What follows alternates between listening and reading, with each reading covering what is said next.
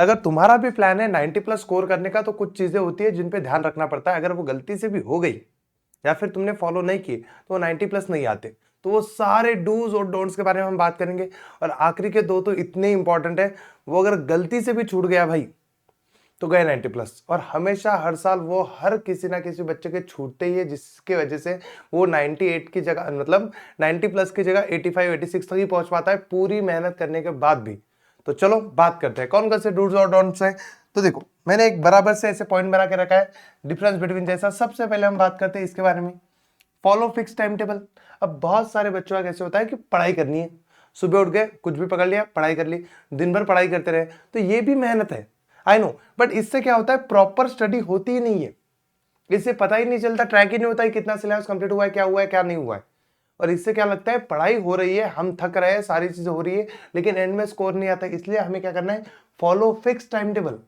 तुम लोगों को सुबह उठ के एक टाइम टेबल बनाना है, या तो रात को सोने से पहले एक टाइम टेबल बनाना है कि मुझे कल इतनी इतनी चीजें कंप्लीट करनी है, तो तुम वो कंप्लीट कर लोगे। जैसे हम किसी टूर पे जाते हैं और हमें पता है कि कहीं नहीं बस जाना है, तो तुम बस एक दो जगह देख के आओगे। लेकिन तुम्हें अगर पता है कि कहाँ जाना है, कैसे जाना है, किधर जाना है, कब से कब तक कहाँ जाओगे, तो पूरे स्पॉट्स देखने होंगे। तो ये सारी चीजें जब दिमाग में होती है, प्लान बन चुका होता है, तो सारा एरिया घूम के आदमी आ जाता है शाम तक।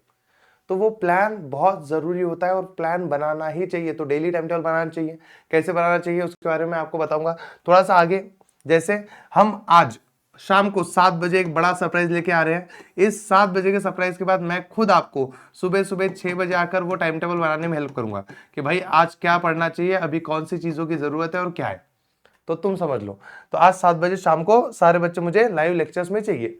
दूसरी चीज, डू अंडरस्टैंड देन लर्न। कुछ बच्चों का क्या चल रहा है, मेमोराइज ब्लाइंडली। क्योंकि अभी देखो, अभी टाइम ऐसा है कि स्कूल में पढ़ाना हो चुका है, कोचिंग क्लास में पढ़ाना हो चुका है। अब बच्चा कह रहा है कि मुझे कुछ समझा नहीं है, बट पढ़ाई करनी है तो रटो, साइंस रटो, मैथ्स रटो। तो देखो बच्चा, तुम्हें रटने में जितना टाइम लगता है उससे कम टाइम पढ़ने में लगता है। सुन लो, अगर तुम्हें एक बार कंसेप्ट पता चल गया, एग्जाम में तुम्हें कोई दिक्कत नहीं जाने वाली, तुम आराम से लिख लोगे। पेपर के पहले तुम पूरी रिवीजन आराम से कर लोगे। लेकिन रटने पे अगर तुमने फोकस किया, पेपर के पहले दिन 3 चैप्टर भी पढ़ना होगा नहीं। तो याद रखो, पहले सीखने पे ध्यान दो। अब कौन तुम्हें पूरा सिलेबस फिर से पढ़ाएगा? अब पूरा सिलेबस ना स्कूल तुम्हें पढ़ा रही है, ना तुम्हें कोचिंग क्लास पढ़ा रही है। अब पूरा सिलेबस कहाँ होगा? ना यूट्यूब पे पूरा सिलेबस हो रहा है। तुमने देखा होगा हमारा एक चैनल है जिसपे मैं पूरा का पूरा सिलेबस बार बार पहले डिटेल में पढ़ाया, अभी वन शॉट में पढ़ाना चालू है, वो पढ़ा रहा हूँ। लेकिन ये चीजें बाकी जगह पे कहीं पे मिल नहीं रही है। तो इसीलिए आज शाम को 7 बजे वाली चीज इंपॉर्टेंट है, जिसमें आपको पूरा सिलेबस फिर से पढ़ने का मौका मिलेगा। फिर से पूरा सिलेबस लाइव में पढ़ने का मौका मिलेगा, इन डिटेल, एग्जाम ओरिएंटेड ये मिलेगा। और वो बहुत इंपॉर्टेंट है, क्योंकि अगर तुम ब्लाइंडली पढ़ते गए ना भैया, खत्म हो जाओगे। तो ये चीज बहुत जरूरी है। तो शाम को 7 बजे तुम्हारा आना तो बनता है। थोड़ा आगे और बढ़ते हैं, कंप्लीट योर सिलेबस फर्स्ट। बहुत सारे बच्चों का ऐसा है कि लर्न एनी रैंडम टॉपिक, कोई भी टॉपिक उठा लेते हैं, यूट्यूब पे दिख गया प्रवीण सर पढ़ा रहे, पढ़ लिया। ऐसे नहीं करना है। तुम्हारा फोकस होना चाहिए कि भाई मेरे को सिलेबस खत्म करना है। मेरा अगर 5th और 6th नंबर का चैप्टर बचा है तो मैं 1 to 4 को देखूंगा ही नहीं, पहले मैं 5th और 6th पे फोकस करूंगा कि भाई उसको खत्म कर लेते हैं, क्योंकि अभी थोड़ा थोड़ा ही सिलेबस बाकी होगा। अगर तुम्हारा बहुत सारा सिलेबस बाकी है, सच बताओ कमेंट सेक्शन में कितना सिलेबस बाकी है अभी भी। सब्जेक्ट वाइज बताओ कि मराठी का तो कुछ भी नहीं हुआ है, हिंदी का कुछ नहीं हुआ, मैथ्स के 3 चैप्टर हुए, इसका इतना हुआ है, बता दो मुझे कमेंट सेक्शन में। अगर तुम्हारा सिलेबस बाकी है तो जल्दी पढ़ लो भाई कहीं से तो भी। बट अब कौन पढ़ाएगा? तो पढ़ाने के लिए कोई तो भी आ रही है पूरी की पूरी टीम लेकर। बट 7 बजे तुम्हें इसलिए इस चैनल पे आना पड़ेगा। लिंक कमेंट सेक्शन में मैं डाल दूंगा 7 बजे की इसकी, तो जाओ वहां पे और वहां पे नोटिफाई मी कर दो, ताकि तुम्हें नोटिफिकेशन आ जाए जब मैं लाइव आ जाऊंगा शाम को 7 बजे। तो ये चीज है, जब तक तुम लोग सिलेबस कंप्लीशन पे फोकस नहीं करोगे, कॉन्फिडेंस आएगा नहीं। तो पहले सिलेबस खत्म करो, पूरा का पूरा सिलेबस क्या करो, खत्म करो। लेकिन उसमें भी 2 पॉइंट है। कौन से 2 पॉइंट मैं समझाता हूं।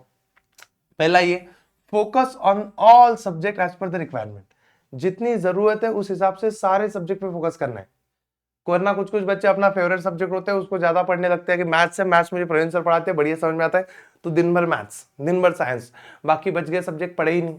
ऐसे नहीं करना है। तुम्हें मराठी हिंदी इंग्लिश भी उतना ही फोकस करना है। बट देखो, ऐसे नहीं कर सकते कि मराठी हिंदी इंग्लिश को 3-3 4-4 घंटे दिए दिन के, नहीं। उनकी रिक्वायरमेंट है 1 घंटा, थोड़े से लेटर पढ़ लो, थोड़ी सी ग्रामर पढ़ लो, थोड़ी सी ऐसे वैसे पढ़ लो, हो जाएगा। तो वो कौन प्रोवाइड करेगा आपको? तो 7 बजे अगर तुम लोग आ जाते हो तो तुम्हें पता चल जाएगा आज कि वो तुम्हें पूरा राइटिंग स्किल, पूरा ग्रामर, ये सारी चीजें डेली फीड की जाएगी। बेटा आज इतना पढ़ ले, तेरा काम हो जाएगा।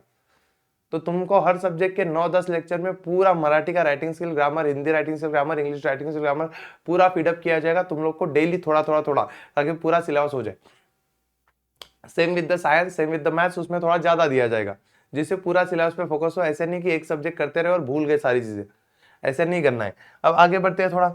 अब देखो, फोकस ऑन रिवीजन। अब जिन बच्चों की पढ़ाई हो चुकी है उनको सिलेबस तो कंप्लीशन पे कोई टेंशन नहीं है, बट बहुत सारे बच्चों का ऐसे होता है कि अभी सिलेबस हो चुका है, मैं हॉट्स करूंगा, मैं बाकी चीजें करूंगा, रिवीजन कौन करेगा? वो चीजें छोटी छोटी चीजें बीच में मिस हो जाएगी, उससे 1-2 मार्क्स कटेंगे, उसका क्या करेगा? या फिर जिनका 50% सिलेबस हो चुका है वो बच्चे क्या करते हैं, लर्न न्यू टॉपिक्स ओनली। उनका ऐसे चल रहा है, नए टॉपिक पढ़ते रहो, मतलब मैथ्स का सिलेबस बाकी है, मैं मैथ्स ही पढ़ूंगा, नए टॉपिक, हिस्ट्री ज्योग्राफी पढ़ाए, फिर उधर साइड में कोने में मराठी हिंदी पढ़ाए साइड में कोने में। उसमें क्या होगा, विदाउट रिवीजन तुम वो पुरानी चीजें भी भूल जाओगे, तुम्हें फिर से वो सारी चीजें फिर से पढ़नी पड़ेगी। तो प्रॉपर प्लान के तहत, कि जिसमें तुम्हारा ऐसा प्लान हो जिसमें तुम्हारा पुराना रिवीजन भी हो रहा हो और उसके साथ साथ नया पढ़ना भी हो रहा है, ऐसा प्रॉपर प्लान लगेगा। वो कौन बनाते किधर? मैं।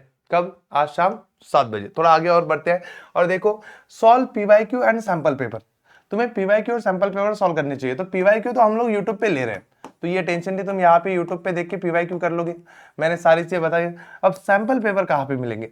ये सैंपल पेपर जो आईएमपी क्वेश्चन से बने हो, ऐसे नहीं कि किसी ने कुछ भी क्वेश्चन बना दिए, कुछ भी क्वेश्चन। देखो पेपर बनाना आजकल मुश्किल नहीं है, तुम अपनी बुक को चैटजीपीटी पे डाल दो, उसको बोलो मुझे पेपर बना के दे, वो दे देगी, उतना वो इंपॉर्टेंट नहीं है। बट ऐसे क्वेश्चन पेपर में प्रैक्टिस कराना जो क्वेश्चन पेपर बोर्ड एग्जाम में सिमिलर आएगा, वो इंपॉर्टेंट है। और वो कौन करा सकता है? तुम लोग को पता है ऐसा एक नाम जो तुम्हें बोर्ड एग्जाम के क्वेश्चन पेपर अभी से कराने में मदद करेगा, वो नाम तुम सबको पता है,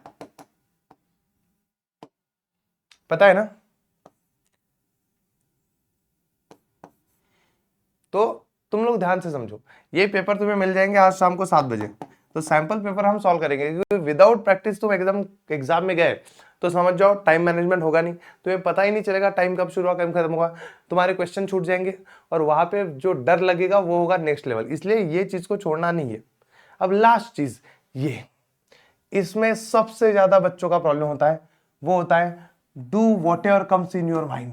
बच्चे अभी ऐसे जोन में होते हैं कि जिनके दिमाग में जो कुछ आए वो करने लगते हैं, जो कुछ आए वो करने लगते हैं, इसलिए बहुत दिक्कत होती है। इसीलिए सुन लो, take guidance of someone who knows really something.